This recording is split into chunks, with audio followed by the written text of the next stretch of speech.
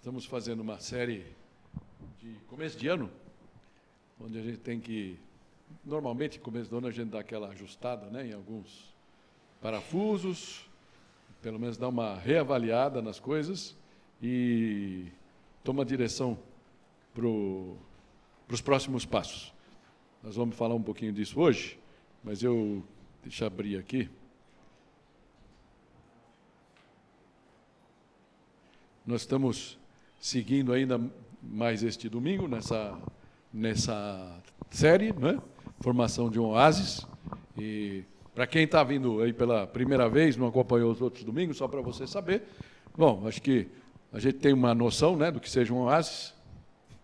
Uma pequena região fértil, né, com água, né, em pleno deserto, lugar aprazível. Isso daqui são o que os dicionários dizem, né, entre outros que não são. E também, muito legal esse ponto 3 aí, que é do Aurélio, que fala prazer e alegria entre desgostos e arrependimentos, que tem um pouco a ver com o que é a igreja, por incrível que pareça, né? Um oásis.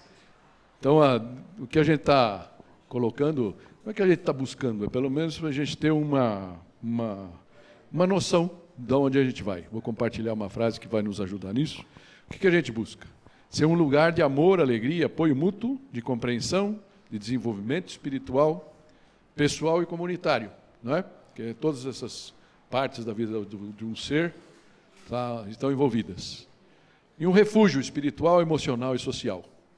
Eu acho que o nosso mundo precisa de refúgios, não é?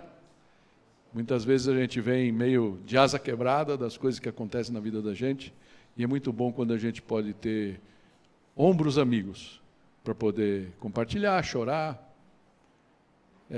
Algumas vezes, isso eu tenho aprendido com vocês, queridas meninas aqui presentes e as que nos ouvem, nos escutam, a turma da Mapele FM, a turma que está nos vendo pelo YouTube também. Isso eu aprendi com as mulheres, né? Muitas vezes o homem gosta de resolver as coisas. Então, já aprendi com a Tô, isso daí, minha esposa, né? E todo mundo fala. Então, de vez em quando, vocês, meninas, querem compartilhar alguma coisa, mas é só para falar, né? Para desabafar aquilo. E aí nós queremos resolver. Não, faz isso, ou não, demite, vai embora, faz não sei o quê. E nem sempre isso é o que quer. Então, que a igreja também possa ser, né? O oásis é isso também. Aquele lugar onde pode escutar os nossos desabafos, né? E daí, de repente, a única coisa que a gente precisa é um abraço.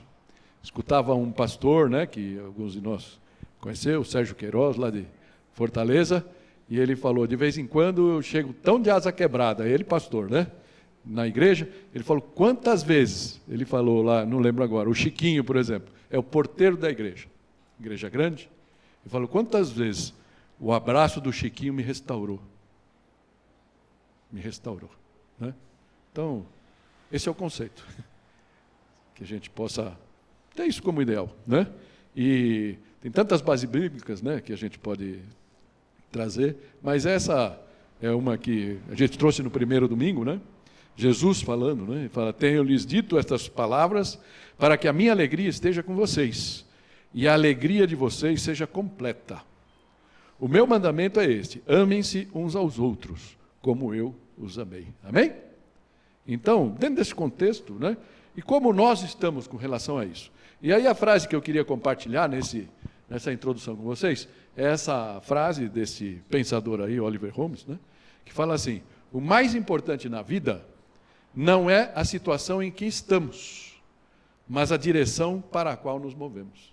Amém? Eu achei ótima essa frase, né? Porque ela mostra bem isso, que é a nossa fé.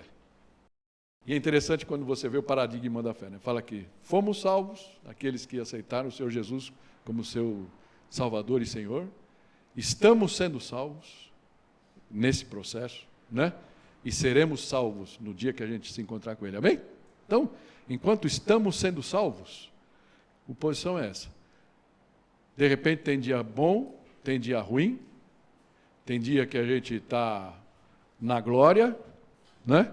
Sentindo um anjo, e tem dia que a gente está lá embaixo, fala, Senhor, só pela sua misericórdia, a sua piedade. Não é assim a vida da gente? Mas é muito importante saber que a gente precisa saber para onde a gente olha, qual é o nosso norte, amém? Com isso em mente, né? Então, Interessante, né? Até anotei aqui, esqueci agora. Vocês já viram? Eu acho que a Bombril fez uma propaganda, pegando uma galinha. Você já viu isso? Você pega a galinha, você faz assim com a galinha, mas o pescocinho dela e a cabeça ficam no mesmo lugar. É um barato. Você faz, você põe ela para cima, ela encolhe, você puxa ela para baixo, ela estica o pescoço, você vira assim o corpo dela, mas o pescocinho dela está assim. É impressionante isso. Ela mantém o foco. Ela mantém o foco. Então, que a gente possa aprender com isso. Não são as circunstâncias que fazem com que o nosso foco se perca, né? Manter o foco é um pouco do que a gente precisa saber, manter o norte. Por isso, o tema nosso hoje, essa terceira pregação sobre essa ideia do oásis, é um corpo que se move na direção certa. Amém? Um corpo que se move na direção certa. Nós vamos ver alguns textos aqui, mas talvez a pergunta que possa surgir para você, e eu quero pegar aqui 4 perguntas para ir trabalhando em cima delas, primeiro, qual é a direção certa? Qual é a direção certa? Acho que a gente já sabe a resposta, mas tudo bem. Qual é a direção certa? Eu queria, então, compartilhar alguns textos que nos ajudam a, pelo menos, confirmar a suposição que a gente tem. Ok? Hebreus 12, a partir do versículo 1. Hebreus 12, versículo 1, diz assim: portanto, antes de ler, capítulo 12 de Hebreus, obviamente, vem depois do 11, mas no 11 ele tem uma coisa muito especial, porque o 11 é quase que fosse assim um inventário de homens do Antigo Testamento, né? Homens que, pela sua fé, viveram coisas extraordinárias, né? Várias coisas, Abraão, Jacó, né? E ele vai ali falando de vários deles. E é muito legal, eu convido vocês, se vocês nunca leram Hebreus 11, vale a pena ler. E aí, no começo do 12, ele vai concluir aquela, né? Ele vai dar um arremate. Por isso que ele fala, portanto, né? Toda vez que você vê na Bíblia lá um portanto, então, alguma coisa, é porque é bom dar uma espiadinha no que vem de trás, né? Aí ele fala, portanto, também nós, uma vez que estamos rodeados por tão grande nuvem de testemunhas, livremo-nos de tudo que nos atrapalha e do pecado que nos envolve, e corramos com perseverança a corrida que nos é proposta, tendo o quê? Podemos ler junto esse pedacinho? Tendo os olhos fitos em Jesus, autor e consumador da nossa fé. Esse olhos fitos aí, né? Se você pega lá, por exemplo, a Almeida, fala, olhando firmemente para o autor e consumador da nossa fé. Amém? Que é Jesus. Então a gente pode dizer que a resposta para aquela direção, qual é a direção certa? É Jesus. É uma pessoa, não é? É tudo que ele fez por nós, tudo que ele nos ensinou. A segunda pergunta que pode... Não, antes... perdão. Antes de ir para a segunda pergunta, eu queria chamar alguma coisa que ainda no texto, a gente leu rápido e queria chamar a atenção. Outra coisa que ele fala é de uma corrida, né? Ele fala lá, corramos com perseverança. Na verdade, que esse Hebreus 1 e 2 aqui, daria para a gente fazer uma pregação só nele, né? Ele começa lá falando, livrando de tudo que nos atrapalha. O que te atrapalha?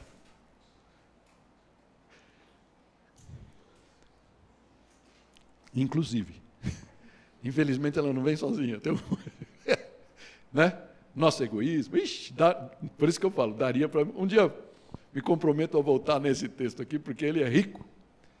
Né? E nos pecados que nos envolve, ou seja, ele nos agarra, nos amarra, tanta coisinha pequena que a gente se apega e não consegue dar o próximo passo. Né? E aí, de repente, a gente olha lá e sabe o caminho que tem que ir, mas a gente acaba pegando um atalho. Tudo bem. Então, o autor de Hebreus está chamando essa intenção, mas ele fala, e corramos com perseverança, porque não é fácil, gente, nenhuma corrida é, né? Corramos com perseverança a corrida que nos é proposta. Ok? E aí surge, então, essa segunda pergunta. Que tipo de corrida que nos é proposta? E aí a gente vai trabalhando isso, né? Efésios, agora pulando para Paulo, Efésios capítulo 4, a partir do versículo 1 também, né? Ele fala, como prisioneiro do Senhor, rogo-lhes que vivam de maneira digna da vocação que receberam. Então, essa corrida tem a ver com o quê? Com a nossa vocação, com o nosso chamado, né?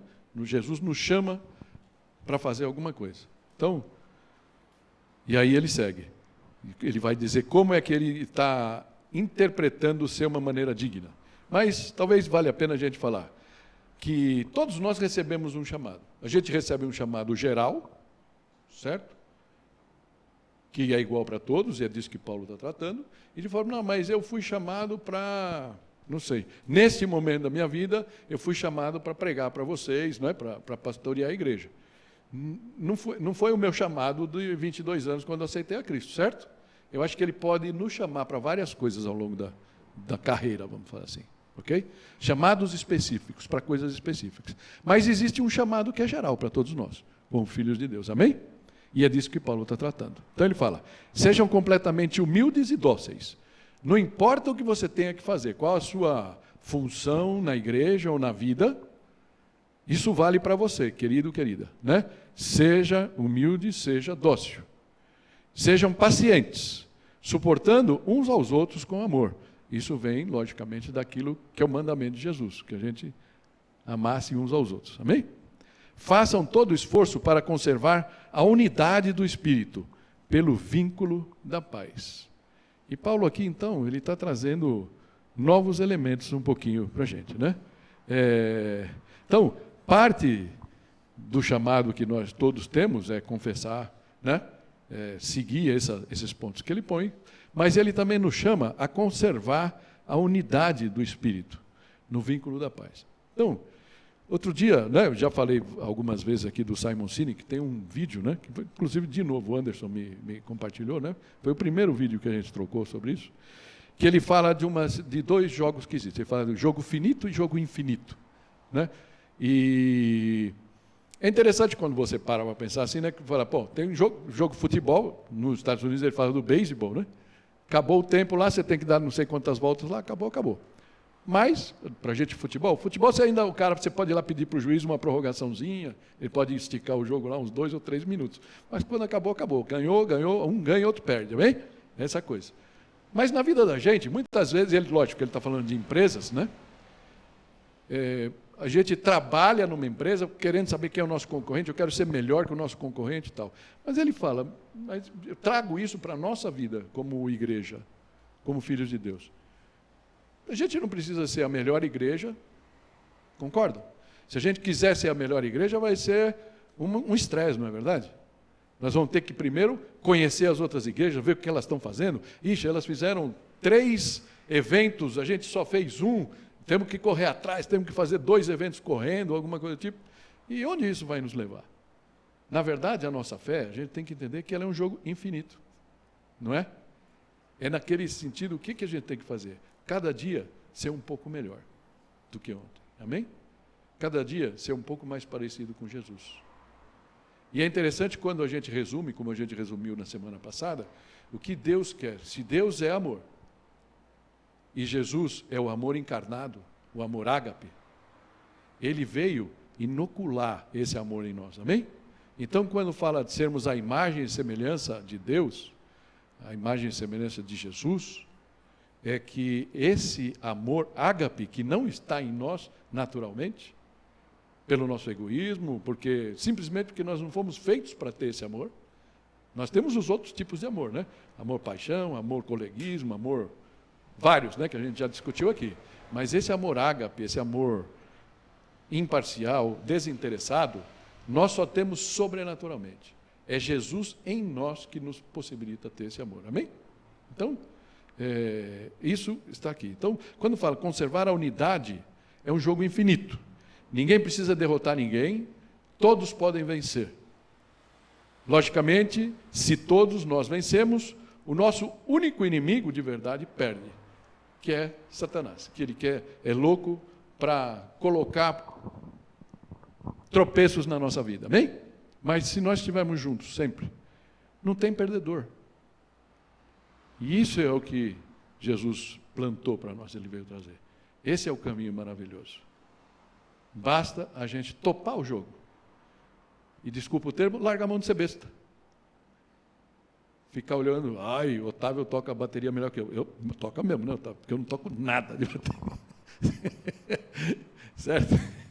Eu posso me comparar aqui, sei lá, com o Heitor, com o João, não sei o quê, né? O Vinícius, ou o Felipe se comparar com o Vinícius, né, no baixo, alguma coisa assim, vai levar a gente aonde?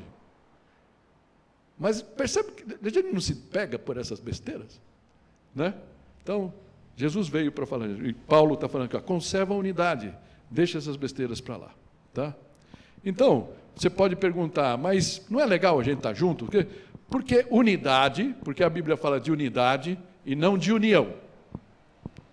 Porque união é bom, né? Quando você está com os amigos, eu sempre falo lá da esquina, lá do bairro dos Pinheiros, a gente estava junto, tinha muita união ali, certo? Mas unidade é uma coisa muito mais profunda, certo? E eu queria trazer alguns textos que explicariam isso. No próprio Efésios 4, a partir do versículo 4, Paulo vai falar assim, há um só corpo, que é a unidade, ele está explicando. Há um só corpo, que é o corpo de Cristo, né, que é a igreja. Há um só Espírito, assim como a esperança para a qual vocês foram chamados é uma só. Há um só Senhor, uma só fé, um só batismo, um só Deus e Pai de todos, que é sobre todos, por meio de todos e em todos. E a cada um de nós foi concedida a graça conforme a medida repartida por Cristo. Então, essa unidade que ele está falando aqui tem 7 elos, podemos dizer assim, né? E todos eles interagem. E o batismo é o selo. O batismo é o selo daquilo que já aconteceu no nosso coração. E redunda no quê? Num vínculo de paz, que Paulo está no versículo anterior falando para a gente lutar por ela, lutar por essa paz. E é interessante porque essa paz tem uma função legal. Se a gente aceitou que Jesus é o nosso Senhor e Salvador, o sangue que Ele derramou na cruz nos reconciliou com Deus, aplacou a ira de Deus, certo? Então, nós temos paz com Ele, paz legal, mas, do outro lado, ela traz também uma paz de vida, não é? Uma paz de descanso. Fala, eu sei qual é a direção e eu estou andando na direção certa. Amém? Amém? Essa paz que ele está falando aqui, tá? Então,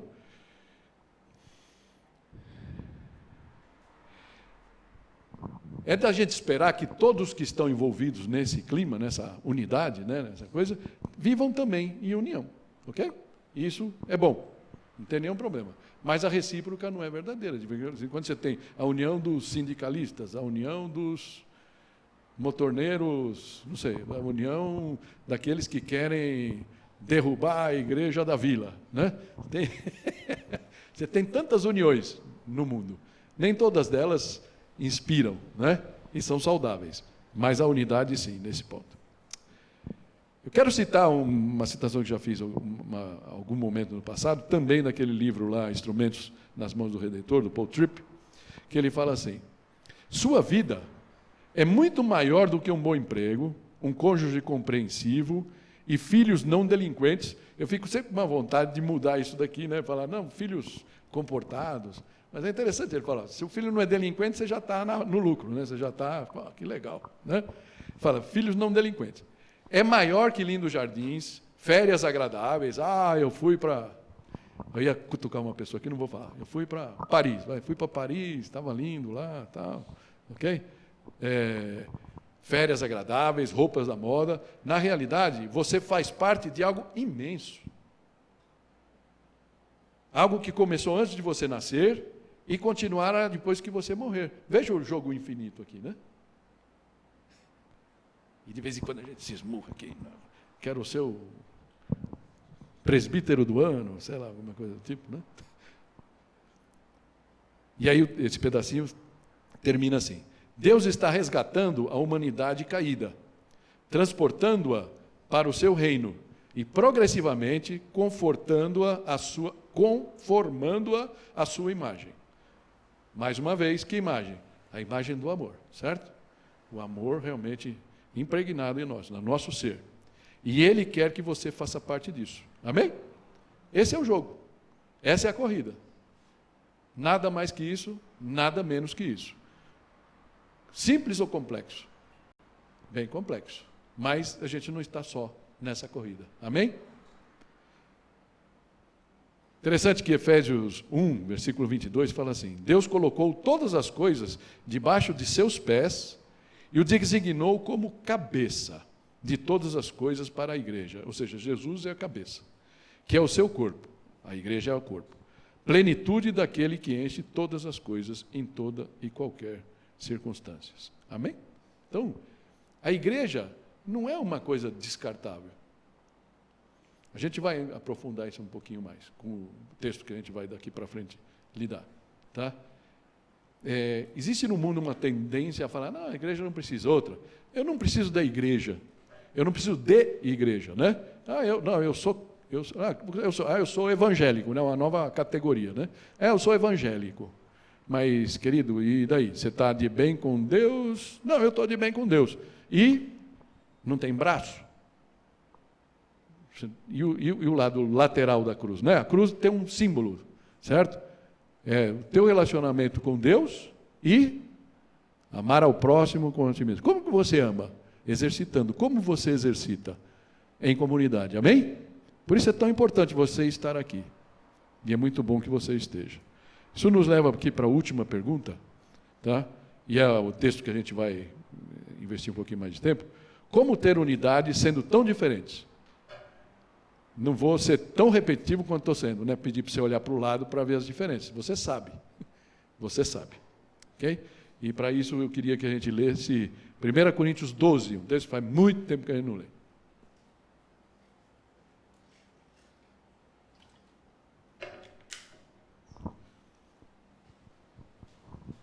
A gente vai ler a partir do versículo 12, só para dar um pano de fundo para você. Essa é uma carta que Paulo escreveu para uma igreja que tinha se antagonizado com ele depois que ele saiu. Ele foi lá, ele fundou a igreja, estava tudo bem, elegeu lá presbítero, pastor, aquela coisa toda, e aí, de repente, apareceu um cara mais bonito que o Paulo, mais eloquente que o Paulo, né? E aí parte da igreja falou, aquele Paulo não era nada, aquele Paulo lá era um bananão, esse cara aqui é o cara, olha que cara bonito, olha que cara que fala bem. E aí começou a dividir, aí os caras começaram a brigar, de repente estava lá um negócio muito feio. Paulo teve que fazer, na verdade, 3 cartas, a gente conhece 2, né? E ele vai tratar desse assunto. Nessa carta aqui, primeiro, ele no começo lá, ele vai tratando de uma forma firme, e aí, no versículo 12, ele vai falar de dons, mas nós não vamos falar de dons aqui, nós vamos tangenciar isso. O que é importante nesse momento é justamente o contexto, aqueles pontos que ele vai tratar em torno disso, que eu acho que tem a ver com essa ideia do oásis e tem a ver com o nosso crescimento como comunidade, amém? Então ele começa no versículo 12, falando lá, ora, assim como o corpo é uma unidade, veja a unidade aí, né? Embora tenha muitos membros, e todos os membros, mesmo sendo muitos, formam um só corpo, assim também com relação a Cristo. Então, tem algumas coisas aqui antes de seguir, né? Ele fala aqui, ele está fazendo uma analogia da igreja, que tem Jesus como cabeça, né, o chefe, e que deixou mandamentos, ou seja, para irmos, fazermos discípulos e tudo mais, de nos amarmos uns aos outros, aquelas coisas que a gente já tratou aqui, né? E aí, então, a igreja segue isso. Então, Paulo faz uma analogia da igreja como um corpo. E é verdade, né? Você pega o teu corpo, você tem vários membros, né? E ele vai trabalhar um pouco isso daí para coisas que ele via lá na igreja de Corinto, que ele precisava tratar, tá? Então, por isso ele fala que mesmo sendo muitos, formam um só corpo. Então não adianta, né? Então, quando você tem uma dor no dedinho, estava falando com eles aqui, algum problema que eu tenho aqui, acho que é reumatismo, não sei o que é, infelizmente, né? Os anos vão passando, essas coisas vão aparecendo, e uma música lá que eu até sugeri para o Otávio lá, tocar de uma certa maneira, aí ontem à noite, eu falei, deixa eu dar uma passadinha nas mãos, fui tocar, ai, que dor no dedo. E cara, horrível, né? Então, um dedo aqui, uma junta do dedo aqui. Quando ela dói, todo o corpo Acusa. Não tem jeito. Fala, não, está lá na ponta, né? Está lá no dedo, não vou sentir, né? Vou continuar a ficar... Não tem jeito, né? É mais ou menos isso que Paulo vai trazer, a analogia. Amém? Só que ele provocativamente, se você ler esse texto com detalhe, você vai ver que ele fala, né, formam um só corpo, assim também com respeito à igreja, seria o normal, né? Se ele está fazendo analogia com a igreja. Mas ele ousadamente coloca Cristo aqui, para nos fazer pensar que existe realmente uma espécie de uma simbiose, né? uma união mística, se a gente pode falar assim, divina, entre o papel da igreja e aquilo que Jesus representa para nós, ok? Então, ele deixa bem claro aqui que existe um vínculo entre Cristo como cabeça e a igreja como o seu corpo terrestre na atualidade. Tem um comentarista bíblico, né? O nome dele é muito difícil, Bittlinger, alguma coisa assim, tá? Ele comenta que para realizar a sua obra na terra, Jesus teve um corpo feito de carne e sangue. Já para realizar sua obra hoje, Jesus tem um corpo que consiste em seres humanos, vivos que compõem a igreja, né? Então essa é a analogia que ele faz. Tem um outro, de um comentário que eu tenho, Werner de Boer, nome difícil também, né? Tem um comentário que a gente tem aqui na igreja, do Esperança, ele fala, comenta que como corpo a igreja pertence completamente a Cristo e é parte constitutiva inseparável de Cristo. E sem a igreja, o Cristo não poderia ter sido imaginado. Interessante isso. Se não fossem os discípulos e tudo mais, né, movidos pelo Espírito, lá, que está lá em Atos, registrado em Atos, continuasse a falar, Jesus tinha passado em branco. Tinha sido um mártir lá, um revolucionário, e ninguém sabia. Então, o que a gente sabe da igreja, o que a gente vive hoje de fé, é responsabilidade da igreja, ou seja, a igreja é papel que a igreja cumpriu. E ele complementa esse comentário, eu estou colocando aqui para vocês poderem, para ficar menos chato, eu imagino, né? Tudo bem. Ele fala assim, dá para ler? Turma aí do fundão, né, que gosta de ficar mais, né? O óculos aparece vencido mais rápido, né? Tudo bem. O Cristo se corporifica na igreja. Pelo Espírito Santo, ele habita nela como em seu santuário. O Cristo não está no mundo apenas como anunciado na palavra, mas vive fisicamente em sua igreja, entre os humanos. Fala por intermédio da igreja, ama por intermédio da igreja, olha o ágape aqui, ama por intermédio da igreja, salva por intermédio dela, auxilia e cura por meio dela. Que grandeza! Que grandeza! Mas também que responsabilidade. Amém, queridos? E essa responsabilidade de quem é? Nossa. Você está dodói?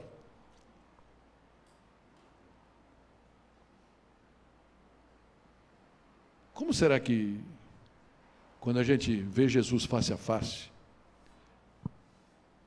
vê Deus face a face, ele vai falar,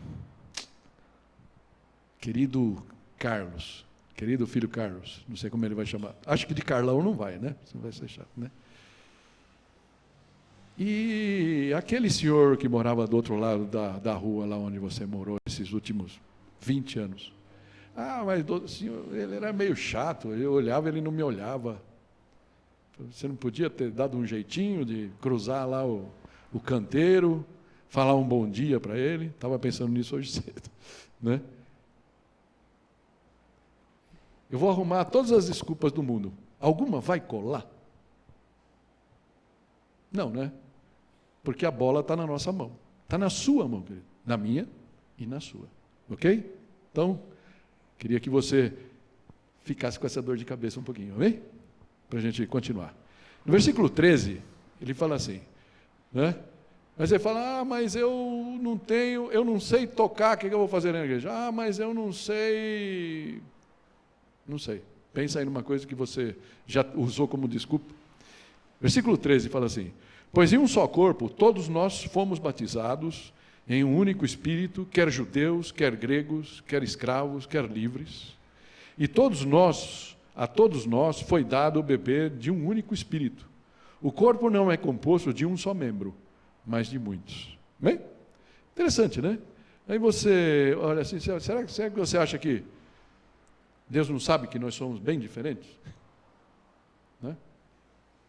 Será que Jesus pegou os discípulos por acaso? Um que era, esqueci o nome, eu ia falar montoneiro, não, como é que era? Era Zelote, né? Queria que o negócio fosse na peixeira, que o negócio funcionasse lá. O outro pescador, o outro salafrário, o outro, né? Cada um de um jeito, ele junta esse bando. E nós, entre aspas, somos filhos desse bando, desses desiguais, não é? Então, é nesse mundo que Deus fala. Imagina essa situação aqui.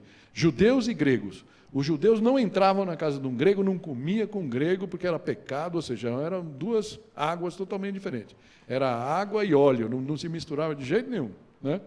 Mas com Cristo, elas passaram a ser irmãos, sentados juntos, comendo o pão juntos. Escravos e livres. Hoje em dia, a gente fala, aquele cara tem mais dinheiro, né? Tem um carro mais bonito, e o outro, coitado, né? Operário, tal. Parece, a gente sabe que isso já é uma divisão muito grande, né? Mas naquele tempo era uma divisão muito clara. Um era senhor de si, o outro era escravo, dependia de um outro senhor. Mas na igreja, eles passaram a sentar juntos, e comer juntos, e fazer doações juntos, levar o soprão para as viúvas juntos, não é? Então, isso é igreja, amém? Então, um propósito divino. A unidade do corpo, em meio à nossa diversidade, tem o propósito de nos tornar complementares entre nós, amém? Essa é a ideia. Por isso nós somos diferentes. Se todos nós fôssemos iguais, se todos fossem Carlos, se todos fossem Flávios, né? Porque o Flávio está bem perto de mim aqui, né? Então, se todos fossem Anderson, se todos fossem Otávio, a igreja ia ser um pé, né? Vamos combinar? Né? É bom ter esse blend, essa mistura, essas coisas. Só que a gente tem que conviver com isso. Né? Tem sempre, humanamente falando, tem sempre um efeito colateral, essa diversidade. Por fato da gente ser tão diferente, quando a gente está em Cristo, o amor nos une e está tudo legal. Mas, de repente, o Davi vira Davi, certo, Davi? O Enéas vira Enéas, a Isabel vira Isabel. E aí o negócio pega. E aí é interessante que, como é que Paulo vai tratar disso daqui? Ele vai tratar, versículo 15, ele fala, se o pé disser, porque não sou mão, não pertenço ao corpo, nem por isso deixa de fazer parte do corpo. E se o ouvido disser, porque não sou olho, não pertenço ao corpo, nem por isso deixa de fazer parte do corpo. Engraçado, que coisa que Paulo está tratando aqui? Existia insatisfação naquele pessoal lá. Eu não canto no louvor, então não quero nem ir na igreja. Ninguém me chama, não quero nem saber, os caras que fiquem para lá. Né? Ou, não sei. Eu queria ficar lá na recepção, aliás, se você quiser, fale com a Karina, fale com o Felipe, será muito bem-vindo, né? Uma manhã ficar lá na recepção. Certo, Neide? Você que está aí hoje. Né? Então... Aí tu fala, bom, eu não estou no grupo de ficar na recepção, então não quero saber. É um pouco dele que está falando aqui, certo? Porque eu não sou isso, porque eu não sei aquilo, eu não tenho esse dom, então não me interessa. Então, é interessante. Insatisfação, frustração, inveja, ciúmes, sensação de injustiça, nunca sou chamado, não quero fazer parte do corpo por causa disso. Né? Então, ninguém deve se omitir ou deixar o corpo por insatisfação ou ciúmes de outros membros, amém? Eu sei que todos vocês invejam minha barriguinha e meu nariz, mas, né, isso um dia, se vocês quiserem, vocês podem cultivar. Nariz não tem como, mas a barriga vocês conseguem se quiser. Okay? Então, nem todas as funções na igreja são destaque, nem todas as pessoas têm os mesmos dons. E será que você se incomoda com isso? Alguma vez você já se incomodou com isso? Mas o texto segue, versículo 17. Se todo o corpo fosse olho, onde estaria a audição? Se todo o corpo fosse ouvido, onde estaria o olfato? De fato, Deus dispôs cada um dos membros do corpo, segundo a sua vontade. Olha aqui o propósito do divino. Amém? Se todos fossem um só membro, onde estaria o corpo? Assim, há muitos membros, mas um só corpo. Citei o pastor Sérgio, né, e ele falou, quando falando isso aqui, ele falou, imagina, na igreja não dá para ter, né, lembra da família Adams, lá que tem aquela mãozinha, não sei se chama mãozinha, né, uma mãozinha sozinha, né? Então, tem pessoa que pensa assim, dá para ser uma mãozinha sozinha? Não dá, nós somos um conjunto, nós somos uma unidade. Nenhum de nós é o suficiente. Por isso que a gente precisa de todas as mãos na igreja, né? Então, é um projeto divino, realmente. Versículo 21 fala assim, o olho não pode dizer à mão, não preciso de você. Nem a cabeça pode dizer aos pés, não preciso de vocês. Tem outro ponto que entra na roda aqui, na conversa do Paulo, a soberba. É soberba, ou arrogância. Ele fala, ao contrário, os membros do corpo que parecem mais fracos são indispensáveis. E os membros que pensamos serem menos honrosos, tratamos com especial honra. Né? Então é importante a gente saber, nenhum membro é autossuficiente. Então a gente precisa realmente pensar muito na soberba. Então, e outra coisa que ele fala aqui, que as funções de menor importância, né, de menor peso, que ele chama aqui de honrosos, né, a gente deve tratar com mais honra. Então, como esse pastor falou do senhor que ficava lá na portaria e dava um abraço, eu fui uma vez, no tempo que o pastor Douglas e a Ellen, que estiveram aqui há pouco tempo, eles estiveram morando lá no Rio, a gente foi numa igreja com eles lá, né, Tom? Uma igreja enorme lá, uma tenda, e tinha uma pessoa lá, mas aí tudo que faz mecanicamente perde um pouco a graça. Mas tinha lá um grupo que tinha o ministério de abraçar quem chegasse na igreja. Então, foi até complicado, porque foi gente conosco lá que já estava na igreja há algum tempo, indo naquela igreja há algum tempo, e a pessoa abraçou e perguntou o nome da mesma forma. Né? Mas tinha lá um ministério do abraço, né, na igreja. Então, tantas coisas a gente pode ver. Se de repente Deus olha para você, você está aqui na igreja e fala, puxa vida, precisava dar um jeito naquelas luzes lá. E você fala, até que poderia ajudar naquilo. Sua ajuda será bem-vinda. Amém? Tantas coisas que podem ser. As coisas mais simples. Ninguém sabe o que a Neide faz aqui toda terça e toda quinta, né, Neide? Ninguém sabe como as contas da igreja são pagas, o trabalho que a Cida e o Flávio fazem, a Cida mais na mão na massa, né? A gente só sabe que chega aqui, está tudo direitinho, a igreja está aqui, tem luz, não cortaram, tem água. Ninguém sabe o trabalho que a diaconia faz e assim por diante. Ok? Mas é um corpo em funcionamento. É bom saber que é assim. De repente você está aí meio fora do corpo. Quem sabe você dá uma espiadinha no corpo e Deus vai te mostrar alguma coisa no corpo onde você encaixa bem. Amém? Então, versículo 23 fala de solidariedade. E os membros que em nós são indecorosos são tratados com decoro especial, enquanto os que em nós são decorosos não precisam ser tratados de maneira especial. Solidariedade. A gente tem um erro muito grande que a carta de Tiago trata disso especificamente. A gente não vai tratar aqui. Tem um membro da igreja que é bonitão, tem um carro bonito, é uma pessoa... aquela besteira que a gente fala, de bem, né? Uma pessoa de sucesso, aí fica todo mundo babando ovo para a pessoa, não, que legal, senta aqui, não sei o quê, pá. Né? Chega o senhorzinho, que a gente já teve, hoje a gente não tem tantos, né? Simples, que tem um trabalho simples, mas honesto, e chega na igreja, de repente, ninguém nem cumprimenta, ninguém puxa uma cadeira para ele, e no oásis tem que ser diferente, amém? Nós temos que ser diferentes com relação a isso. Nós temos que tratar todas as pessoas com a mesma honra, amém? Solidariedade. Já quase no final. Versículo 24 fala assim, mas Deus estruturou o corpo, dando maior honra aos membros que dela tinham falta. Você sabe que tem pessoas que para a sociedade eles são um zero, né? Eles são cortados. Eles não existem na sociedade. Você pega um pedreiro, né? Um sapateiro, algumas coisas, algumas profissões, para a sociedade não existe. Não estão no YouTube, não estão no Instagram. E então, para a sociedade, Aquelas pessoas parece que se passa pela vida e eles estão ali embaixo e ninguém vê. Só que quando eles entram no corpo de Cristo, o seu Zé é o seu Zé. Pouco importa quem ele é.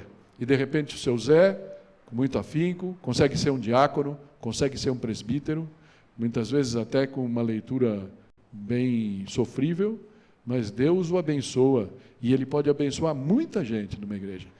A economia do corpo de Cristo é totalmente diferente da do mundo, amém? E essa é a diferença que nós precisamos fazer. Um oásis precisa estar pronto para isso.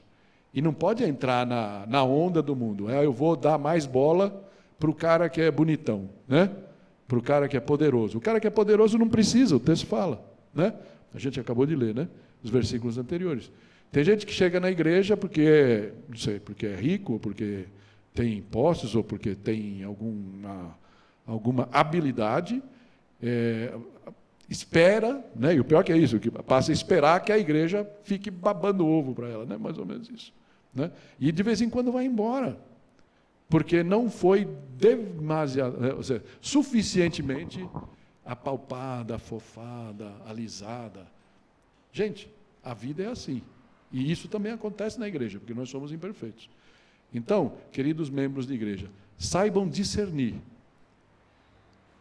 quem precisa desse teu cafuné e quem o seu cafuné não vai ajudar, só vai estragar. Porque vai reforçar aquele pecado do orgulho que a pessoa tem. Então, a gente precisa ter esse equilíbrio como corpo. Saber como usar. Deus nos deu esse discernimento e vai dar mais para vocês. Amém? E ele fala que tudo isso, Deus estruturou o corpo dando maior honra aos membros que dela tinham falta, a fim de que não haja divisão no corpo, mas sim que todos os membros tenham igual cuidado uns pelos outros. Amém? Versículo 26 fala: quando um membro sofre, todos os outros sofrem com ele.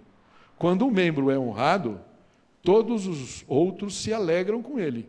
Ora, vocês são o corpo de Cristo, e cada um de vocês, individualmente, é membro desse corpo. Isso me fez lembrar da empatia, né? E o que é a empatia, se não a aplicação prática do amor ágape? Diz o ditado popular que a gente consegue chorar junto com os que choram, porque aí a gente pode até se sentir um pouco superior, né?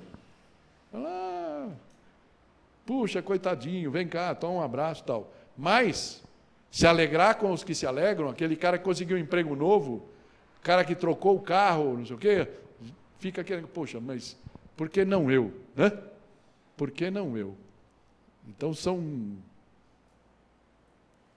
aquelas coisas na corrida, na carreira, que a gente tem que ir tratando na vida, não é? Fala, Senhor, me ajuda a vencer essa minha inveja. Me ajuda a vencer esse meu orgulho. Me ajuda a ter empatia. Porque eu quero, Senhor Jesus, ter o amor que Jesus veio trazer para mim, inoculado no meu coração. E eu quero amar como Jesus amou. Amém? Amém? Eu queria terminar voltando para aquela frase do Oliver Holmes. O mais importante na vida não é a situação em que estamos, mas a direção para a qual movemos. Talvez você me escutou, né? Falou, puxa vida, não sei o quê, tenho várias coisas para fazer, ou, puxa, não me disse nada, né? Mas talvez tenha coisas simples que o Senhor espera de você hoje, não importa onde você está. Fala, não, eu sou uma pessoa totalmente egoísta, não mudou nada na minha vida, tal.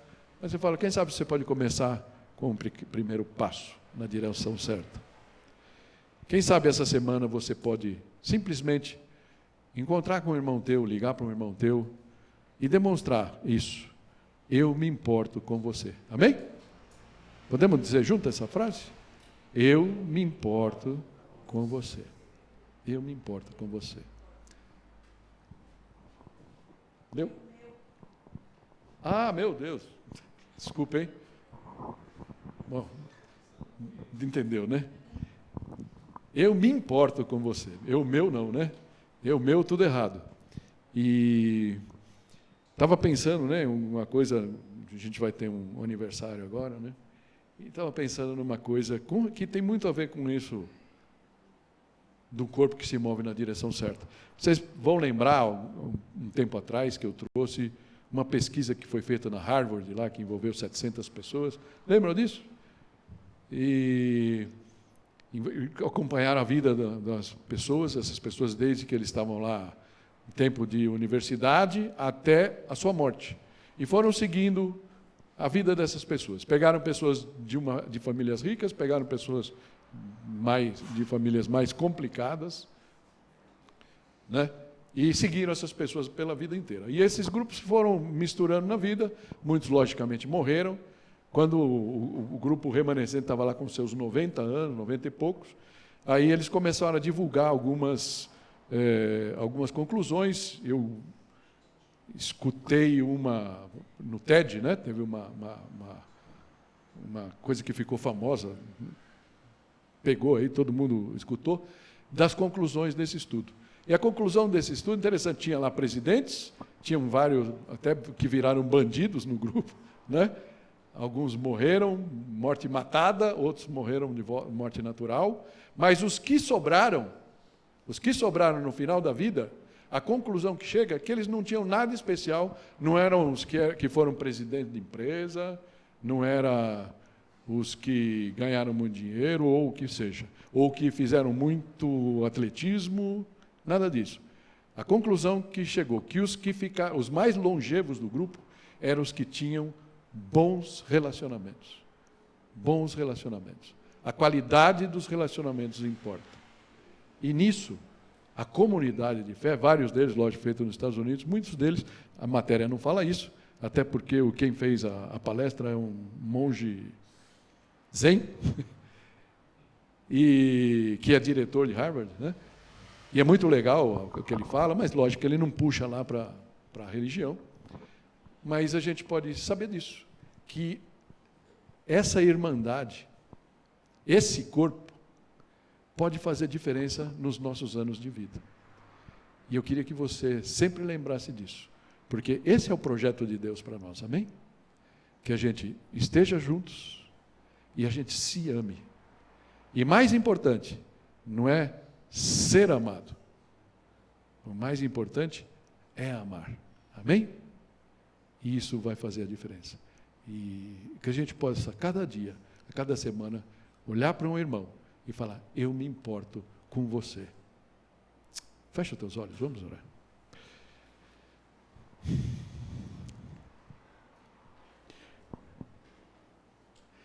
Senhor Jesus, nós somos tão gratos por Ti, Senhor. Nós somos tão gratos pelo que o Senhor fez, que o Senhor conquistou para nós. E nós falamos como esse autor que nós lemos aqui. Fala, que privilégio é ser o Teu corpo, Senhor Jesus, nesse mundo onde a gente vive. Mas também que responsabilidade. Eu te peço, te faço um pedido especial, Senhor Jesus, nessa manhã. Olha para cada um dos meus queridos aqui, aqueles que nos escutam também pela internet. O que o Senhor espera de mudança de cada um de nós, para que nós possamos estar no rumo certo? Aqueles que ainda não se posicionaram com relação a Ti, Senhor Jesus, toca de uma forma especial os corações, para que eles possam, hoje mesmo, falar: Senhor Jesus, eu quero o Senhor como meu Salvador e Senhor. Eu quero viver esse amor junto com os meus amigos. Eu quero transmitir esse amor para as outras pessoas. Faz de mim também um instrumento nas mãos do Redentor. Em nome de Jesus. Amém.